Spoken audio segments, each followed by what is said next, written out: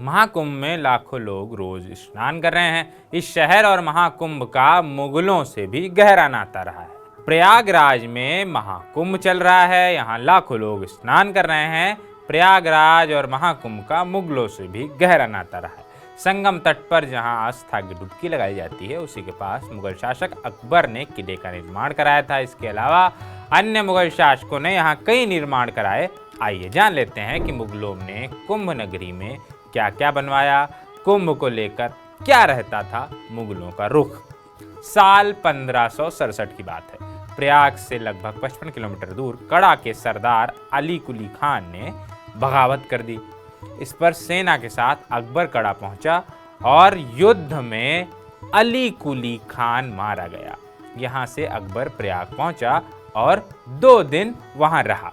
अकबर ने कराया था किले का निर्माण। बताया जाता है कि संगम का इलाका इतना उसे भा गया अकबर को कि उसने वहां पे किला बनाने की ठान ली।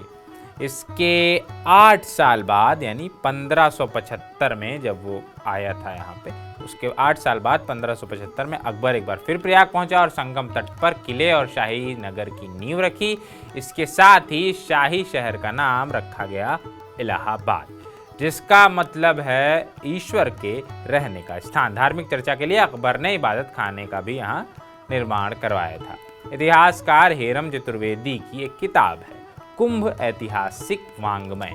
इसमें उन्होंने अकबर से जुड़ा एक और किस्सा बयान किया है। वो लिखते हैं कि अकबर जब दोबारा प्रयाग पहुंचा तब वहां कुंभ लगा हुआ था। लाखों हिंदू संगम में डुबकी लगा रहे थे। उसी वक्त पुर्तगाली सरकार ने अकबर का धर्म बदलने का प्रयास किया था।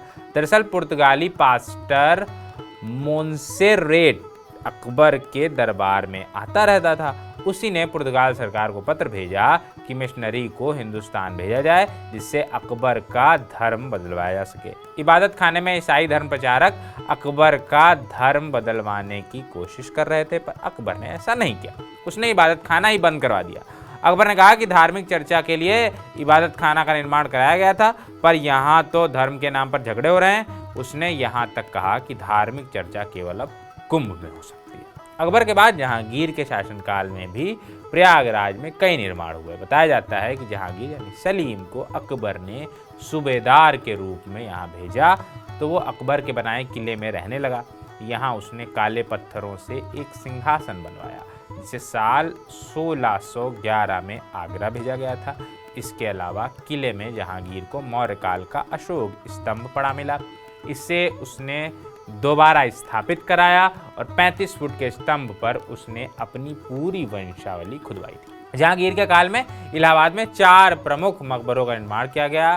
प्रयागराज स्थित खुसरो बाग में मकबरे हैं। खुसरो बाग अगर आप नहीं गए हो तो जाइएगा, अच्छी जगह। इनमें खुसरो का मकबरा, निसार बेगम का मकबरा और अमीर खुसरो की माँ का मकबरा शामिल है।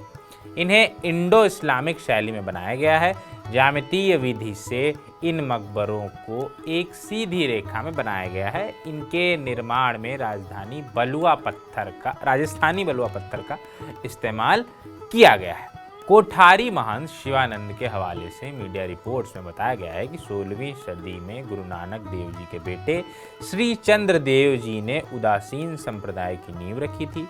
वो धर्म के प्रचार के लिए लाहौर पहुंचे तो मुगल बादशाह जहांगीर ने बुलावा भेजा।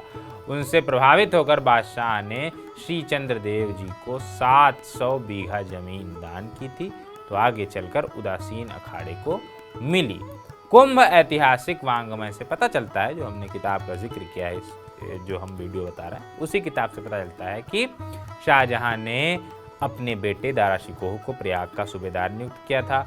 वो कुंभ के दौरान प्रयाग आता था और संगम तट पर साधु संतों की संगत में रहता था। खुद उपनिषदों का उसने अध्ययन किया हुआ था और संतों में शास्त्रार्थ की परंपरा भी उसने शुरू की। दारा के छोटे भाई औरंगजेब ने जब गद्दी हथिया ली तो साधु संतों को काफी तकलीफ हुई थी। इतिहासकार बताते हैं कि औरंगजेब खुद भी कुंभ में शामिल हुआ था।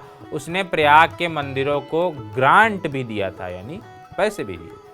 यहाँ तक कि बनारस के कोतवाल को औरंगजेब ने फरमान जारी किया था कि जो भी हिंदू स्नान के लिए जा रहे हैं उन्हें तंग न किया जाए। दरअसल औरंगजेब को शिकायत मिली थी कि तीर्थयात्रियों को बनारस का कोतवाल परेशान कर रहा है। हालांकि बाद में औरंगजेब ने खुद तीर्थ यात्रा पर कर लेना शुरू कर दिया था।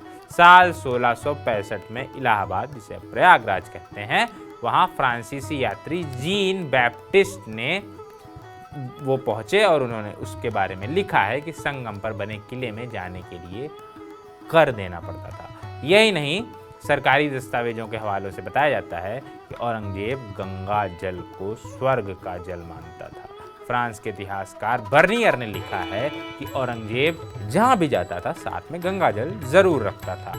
वो सुबह नाश्ते में भी गंगा जल प्रयोग करता था। कहते हैं औरंगजेब जब प्रयागराज में बनवाए गए अकबर के किले में आया तो उसी वक्त उसने शहर में एक मस्जिद का निर्माण कराया था, जिसे हरित मस्जिद के नाम से जाना जाता है। हालांकि कुछ लोगों का मानना है कि ये मस्जिद औरंगजेब ने एक मंदिर तोड़कर बनवाई थी।